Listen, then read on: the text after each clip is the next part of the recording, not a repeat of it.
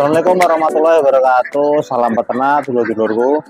Nah, kali ini saya ingin membahas tentang metode pemberian pakan ya. Jadi pakan bebek petelur ini sering jadi pertanyaan nih di kolom komentar.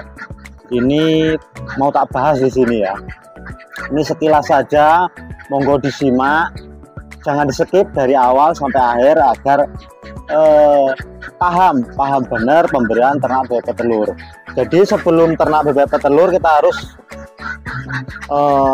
cek dulu ketersediaan pakan ya. Nah ini yang khusus bebek petelur, ini dia khusus ada apa ya, pelet ya, berbentuk pelet, pelet maksudnya pelet, butiran-butiran.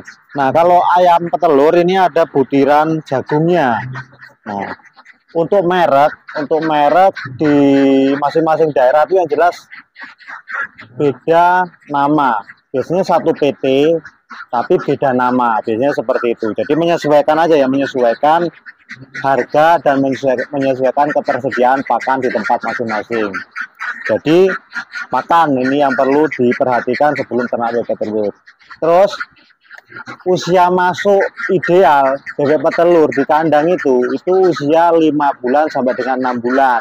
Kalau ada yang masuk 6-7 bulan monggo, itu opsi ya, opsi atau ketersediaan bibit di lapangan. Cuman yang paling recommended itu usia 5 bulan. Kenapa? 5 bulan ke 6 bulan itu penyesuaian kandang, pembentukan badan.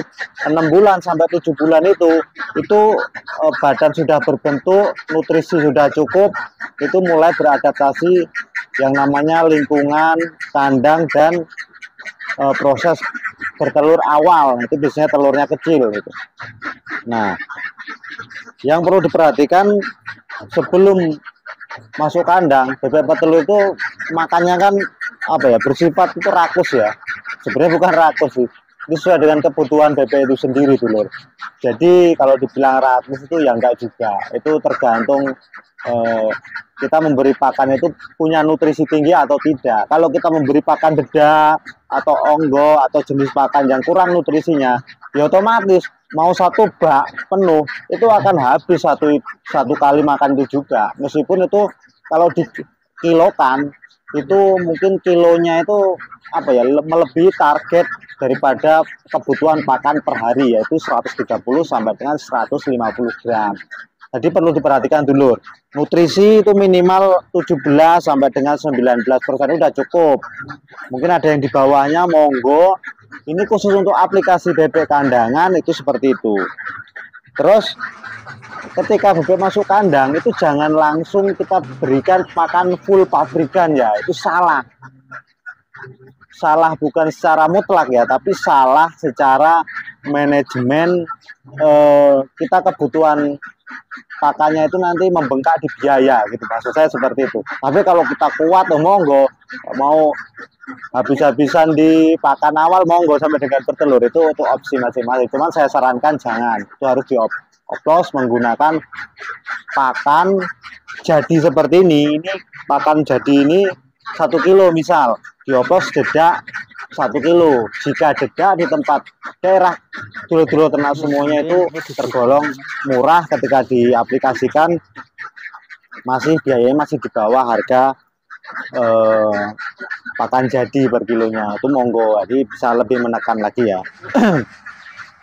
Terus ketika sudah mulai bertelur 15% ataupun 20%, ketika diaplikasi dengan pakan pertama dedak ataupun pakan jadi itu perbandingan 1:1, nah itu mulai bertahap diganti dengan pakan full pabrikan seperti ini.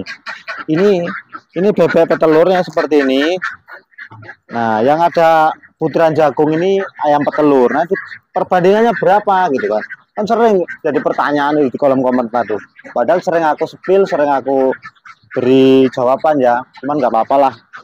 Namanya kita ini berbagi ilmu dan pengalaman. Nah ini dioplos 1:1, 1 kilo pakan bebek petelur ditambah 1 kilo pakan ayam petelur, itu 1:1 kita oplos. Nah kenapa menggunakan ini? Pertama, pakan ayam petelur harganya di bawah lebih murah sedikit ketimbang bebek petelur. Kenapa harus menggunakan pakan bebek petelur? Kita ambil maniknya agar apa? Agar menarik, lebih oranye, lebih merah. Nah, itu dulu.